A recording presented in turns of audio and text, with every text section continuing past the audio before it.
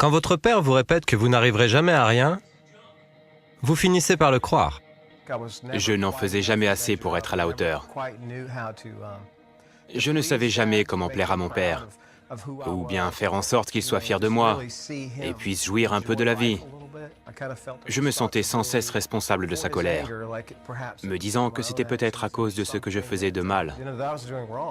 Durant son adolescence, Michael Moore fuyait son sentiment d'inadaptation grâce à la marijuana et l'alcool. Cela me donnait un éphémère sentiment d'euphorie.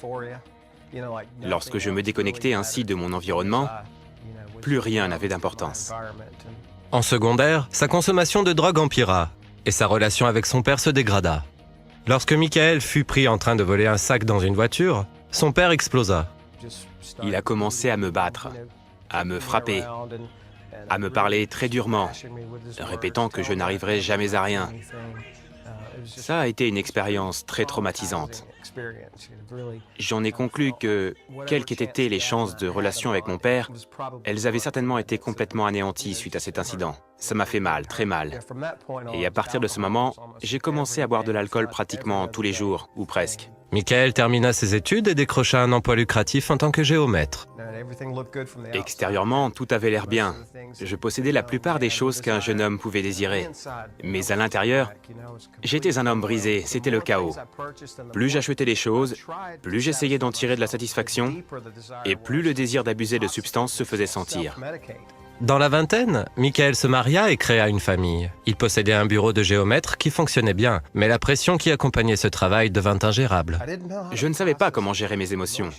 La drogue et l'alcool constituèrent mon seul moyen de décrocher un peu de cette carrière, de ce travail qui me consumait littéralement.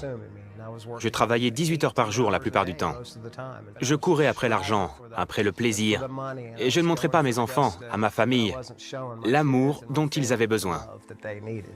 Le coup de grâce vint lorsque sa femme le trompa et divorça ensuite. Il resta seul dans sa grande maison. Lorsque sa mère l'invita à l'église, il accepta, juste pour échapper à sa solitude quotidienne. Tout ce que le pasteur disait représentait l'image de ma vie, littéralement. J'en ai fondu en larmes. Et lorsque ce fut le moment de l'appel au salut, j'étais présent. Je me suis avancé, j'ai prié, mais je n'étais pas prêt à me soumettre. Je voulais toujours me battre pour accomplir les choses par moi-même, avec ma propre force. Jusqu'à ce jour, ma vie n'avait concerné que moi et moi. Regardez comme j'ai réussi. Michael se consacra à bâtir la vie qu'il avait désirée depuis tant d'années. Il trouva un nouveau moyen de tenir le coup. La cocaïne était le carburant qui me gardait éveillé et me permettait de travailler toute la nuit. J'ai vécu ainsi pendant 2 ans, et ça m'a tué pour ainsi dire. Puis j'ai commencé avec le crack, et c'est alors que ça a été la plongée en enfer. À un point tel que c'était la seule préoccupation de mes pensées. Je ne voulais rien d'autre. L'extase du crack ne dure que quelques secondes. Nous faisons tout ça. Nous donnons tout pour juste quelques secondes d'euphorie. Et puis c'est fini. Et alors, c'est le travail, les manipulations, les mensonges, le vol, n'importe quoi du moment que vous parvenez aux prochaines quelques secondes d'extase. C'est vraiment une vie épouvantable. C'est horrible. Michael perdit tout ce qu'il avait et se retrouva à la rue. Je gardais un travail quelques semaines, juste assez pour avoir une paye.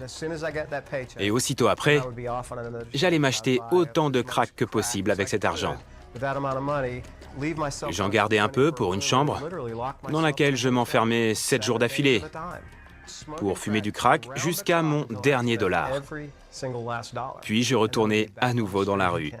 Pendant des années, Michael vécut dans des squats de drogués, des centres d'accueil pour sans-abri et des chambres de motel. Un soir qu'il était fatigué et affamé, il appela sa mère à l'aide. Ma mère avait l'habitude que je l'appelle pour la supplier de m'envoyer de l'argent. Mais ce soir-là, j'ai dit « Maman, je suis à Savannah. Je ne demande pas d'argent, mais j'ai faim. Je n'ai pas mangé depuis des jours. Pourrais-tu m'amener un sandwich ou quelque chose d'autre ?» Ma mère avait raccroché. C'est à ce moment que j'ai réalisé que j'étais une épave et que j'avais besoin d'aide. Il était impossible de m'en sortir tout seul. Je ne pouvais pas m'en sortir. J'avais besoin d'aide. Allongé sur le sol d'un centre d'accueil, Michael ouvrit une Bible et ses yeux tombèrent sur un verset qui changea sa vie. J'avais besoin de Dieu, je le savais, et je suis tombé sur les Proverbes 3, 5, 6. Dieu dit, « Si tu me fais confiance de tout ton cœur, et si tu ne t'appuies pas sur ton intelligence, si tu recherches ma volonté dans toutes tes voies, je dirigerai tes pas. » C'était la première fois de ma vie que Dieu me parlait. La Bible est devenue vivante. Dieu était plus réel que n'importe quoi d'autre, et il me disait, « Je dirigerai tes pas. » Ma vie n'avait été qu'une série de voies sans issue jusqu'à ce point. Et j'avais besoin de cette parole. J'avais besoin de quelqu'un pour me diriger. Et Dieu me disait de simplement lui faire confiance. Michael donna sa vie à Jésus-Christ. Il suivit un programme de désintoxication et de formation de disciples de 8 mois avec le centre de formation biblique de la mission de Savannah. C'est là que j'ai pu plonger dans la parole de Dieu et découvrir qui il est, ce qu'il pense de moi, ce qu'il attend de nous, mais aussi qu'il est un Dieu d'amour, rempli de grâce. Avoir une relation avec votre Père, savoir qu'il est satisfait de vous, malgré vos mauvaises actions, qu'il est fier de vous, peu importe ce qu'a été votre passé.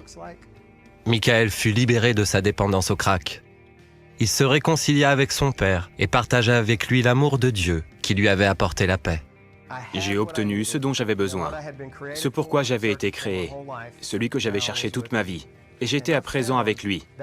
J'ai découvert le réconfort que j'avais toujours recherché dans cette relation personnelle avec Dieu. Vous pouvez essayer et encore essayer de vous racheter par vous-même. Vous pouvez tout essayer par vos propres forces. Mais le seul moyen de vaincre ce monde, c'est d'accepter Jésus-Christ et de recevoir l'amour qu'il a pour vous. Dans notre vie, qui gagne? Dans notre monde où la vie défile à une vitesse vraiment si vertigineuse, où les jours passent comme un éclair, où il nous arrive de nous replier sur nous-mêmes pour nous protéger de ce qui nous entoure et qui nous blesse le plus souvent, le bonheur et la joie que nous recherchons tant sont si éphémères. Et que tout cela devient une agitation.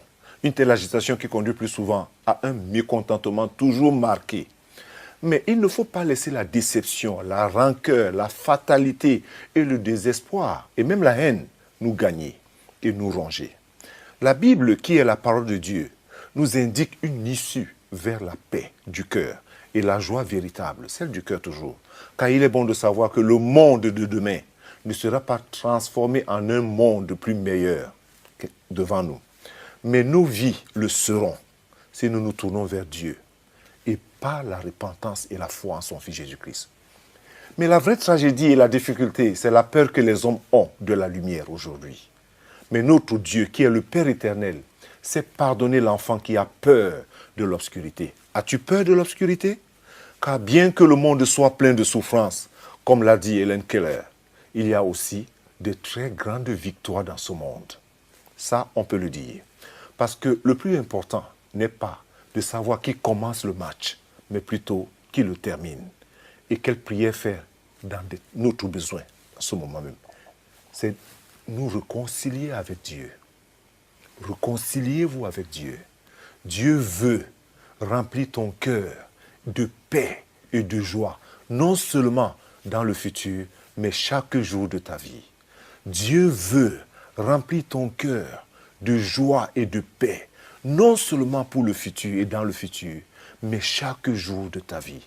La seule condition, c'est Seigneur Jésus, je sais que tu es le Fils de Dieu.